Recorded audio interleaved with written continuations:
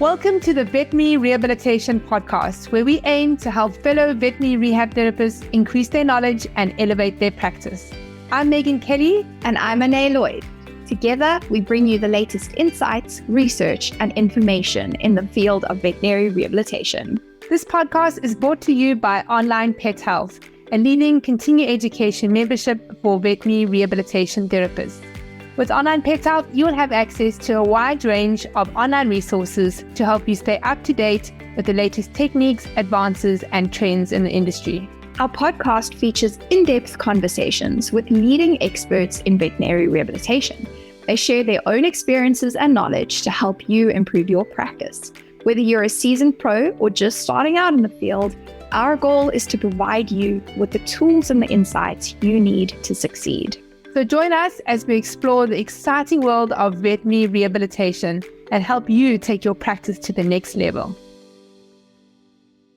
Hey Vet Rehabbers, now this year's Vet Rehab Summit is all about the brain, and we're going to be exploring how the nervous system drives movement, adaptation, and recovery. And as we prepare for the summit, we'll be sharing podcast episodes that help us think differently about the brain and rehabilitation. Now, instability has become one of the most commonly used tools in veterinary rehabilitation. So things like balance discs, wobble cushions, peanut balls, and other unstable surface. We use them every day to challenge our patients and hopefully to improve their strength, coordination, and postural control. But if you ever stop to ask exactly what these exercises are changing? So in this episode, Ine takes a closer look at a recent paper by Ramos and colleagues, and it investigated how progressively unstable surfaces influence postural control and muscle activations in dogs. The findings suggest that instability doesn't simply make muscles work harder, it changes how they work together. Now, it's exactly these kinds of questions we'll be exploring at this year's Vet Rehab Summit as we dive deeper into the relationship between the brain, movement, and rehabilitation. So if you haven't already registered, head over to vetrehabsummit.com. You can join thousands of veterinary rehabilitation professionals from all around the world for this free online event, and it's happening on the 14th of November. Before we head over to that chat with Ine, a quick word from our sponsors. Support, prevent, and rehabilitate. That's the Paw Prosper way. We've built a portfolio of industry-leading brands like Walking Pets, Help 'em Up, Respond Animal Therapeutics, Fit Paws, and Blue Nine to give your patients the gold standard in care. And we have some big news. Paw Prosper is officially the new home of the Canine Rehabilitation Institute and Onlinepethealth. We're bringing the best products and the best online education together under one roof to help you and your patients thrive. As a special hello to the Onlinepethealth community, we're offering a one-time gift with your next order when you sign up today. Head over to pawprosper.com/OPH and join the movement in pet rehabilitation. Right, over to Ine. Good morning and welcome to this month's Research Refresh. Today we're looking at a new publication, a new paper published this year.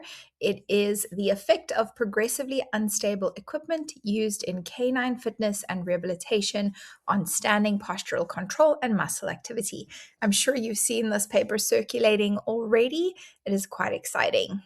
Okay, so postural control is the ability to maintain and coordinate the body's position in space. There is an integration of sensory information from various systems that need to come together to facilitate postural control. And this includes vision, proprioception, and vestibular input. And all of that together helps to generate appropriate motor responses that stabilize the body and then will adjust posture accordingly. To quantify spinal stability, IMUs and surface electromyography have been used in the past in the human literature. Okay, so to train postural control, we have been using equipment that creates controlled instability. So the body will counteract that instability by engaging specific muscle groups to maintain balance through neuromuscular coordination. In the human literature, instability equipment exercises have been shown to improve core strength, proprioception, and stability. And in canine rehabilitation, we have been using unstable platforms and surfaces to enhance proprioceptive awareness, to strengthen the core muscles, and to improve overall stability. Canines recovering from injury who are in a physical rehab program or during conditioning for work or sport may all undergo the use of unstable platforms or surfaces during those programs.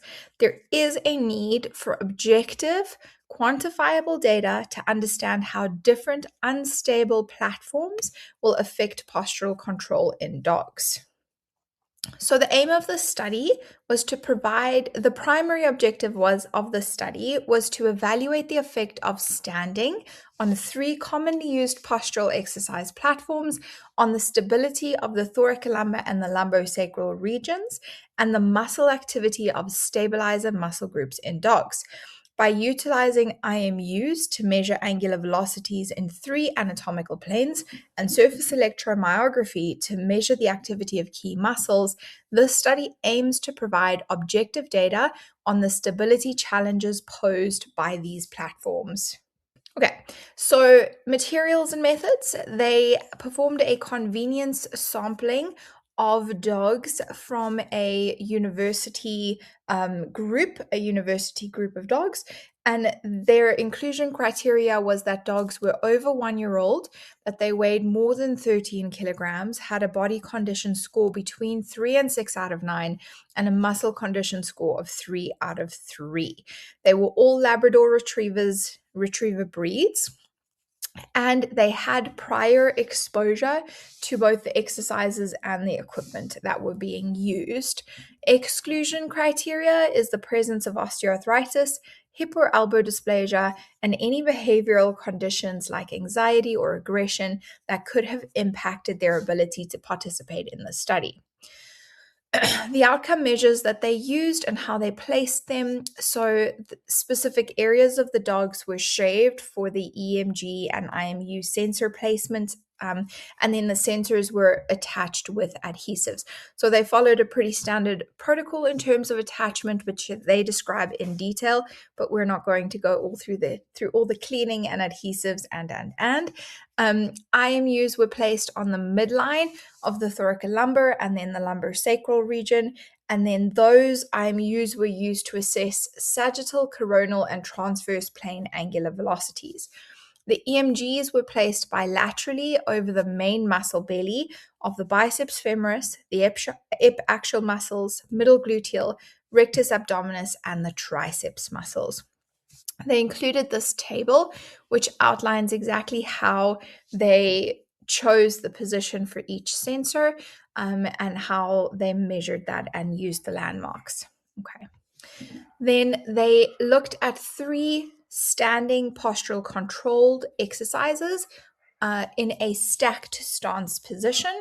They did a cinder blocks, so front feet and hind feet on cinder blocks, and then the canine foot bones, front feet and hind feet on a separate bone, and then the peanut, the foot paws tracks peanut was the final stability exercise. And they progressed through those exercises. So the dog would do the stable exercise, have 1 minute of rest and then water, and then do the next exercise, have 1 minute of rest and then water, followed by the last exercise. Exercises were performed for 3 successful trials, each one lasting 30 seconds before they moved on to the next progression. Okay, they maintained that neutral stacked position with continuous food reinforcement. The head needed to stay in a neutral forward-facing position. The legs needed to be straight. The back needed to be straight. So a nice stacked square stance. They included ultimately 9 dogs. For the IMU measurements, they found a significant effect in the sagittal, coronal, and transverse planes in the thoracolumbar region, and then significant effects in the coronal and transverse planes of the lumbosacral region. And when they say significant effect, what that means is that there was an increase in movement or a decrease in stability of those areas. So if we look at this table that they included for those IMU measurements, we can see when we go from stable to unstable in the green, and then the peanut in the purple, we go from thoracolumbar, these first three, and then lumbosacral, the last three, we can see that progressively there is more movement occurring in each exercise. Okay, so I think that's really cool to see it in this way. It shows us what we know when they are standing on an unstable surface. There is a bit more movement occurring in that in the thoracolumbo-sacral region, so throughout the length of the back. For the EMG measures, these were a little bit more interesting and variable.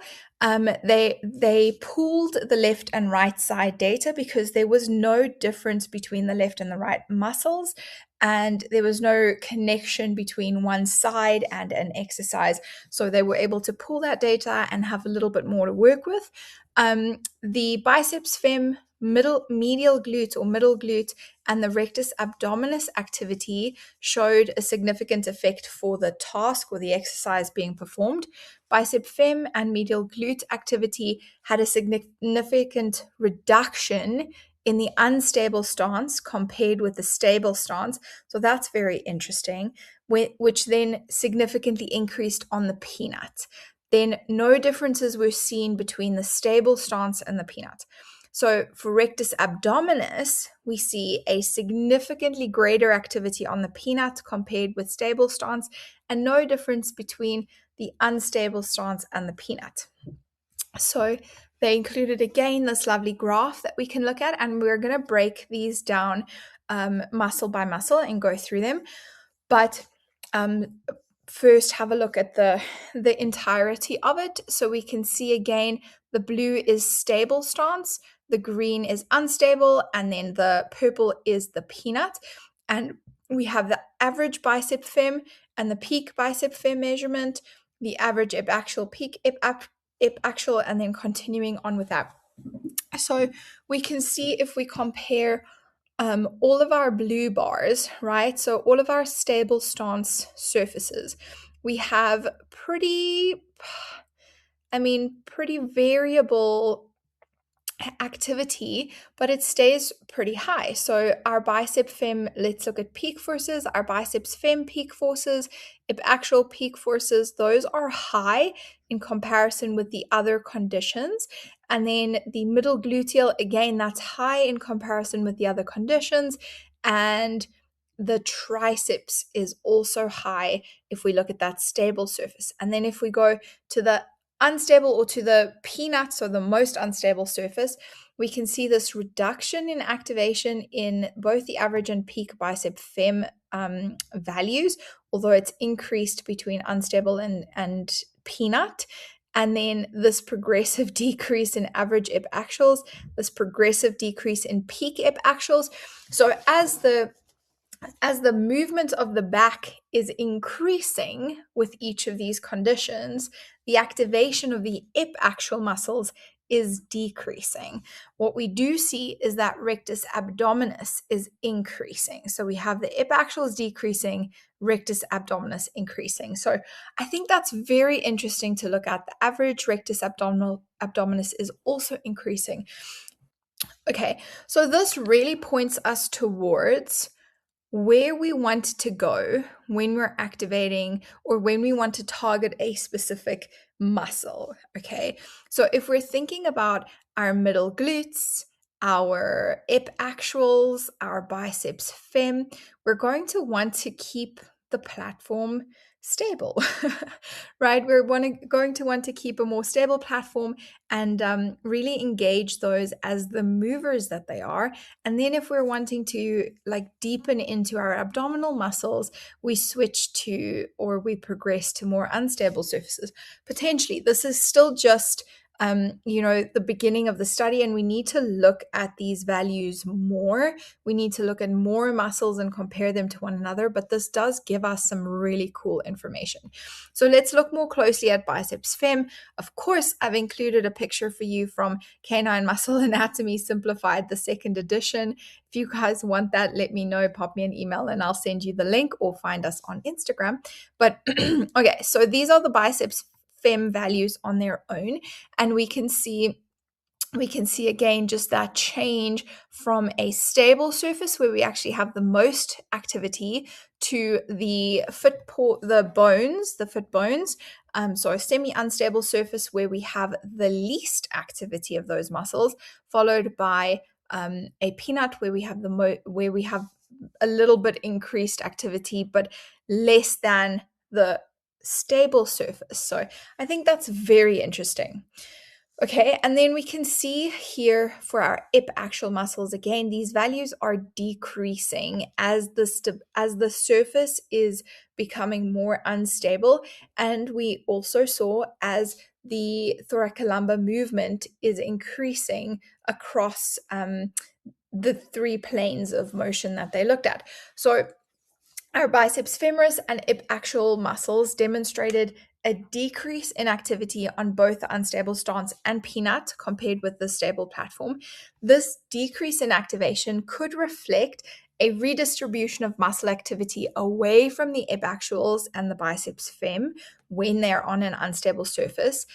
In support of this redistribution concept is the increase in muscle activation of the rectus abdominis between the stable and the peanut. Okay, so if we look at our middle gluteal, we can see a similar pattern. Okay, neither the triceps nor the middle gluteal is more actively recruited to maintain postural control regardless of these tasks. So these values remain pretty similar, and we have only a slight increase from stable to the peanut with a decrease again on that unstable surface. So that's very interesting. Right. And here again, we can see that kind of redistribution of muscle recruitment where the rectus abdominis is increasing significantly from the stable to the peanut. Axial recruitment decreases as rectus abdominis increased with decreasing surface stability. The increase in rectus abdominis activation documents its critical role in maintaining postural control and on a more advanced unstable surface such as the peanuts. All right, and then the tricep values. Okay, so these findings demonstrate that in exercise conditioned dogs, the stability and configuration of the standing surface significantly affect postural control and muscle activation. Results imply that the unstable surfaces required greater spinal stability and neuromuscular coordination to maintain the stacked postural stance. This result is consistent with previous studies in dogs and humans assessing postural control on unstable surfaces. The increase in rectus abdominis activation documents its critical role in maintaining postural control on a more advanced unstable surface, such as the peanut. So, in conclusion, inertial measurement units have the capability of assessing changes in thoracolumbar and lumbosacral stability.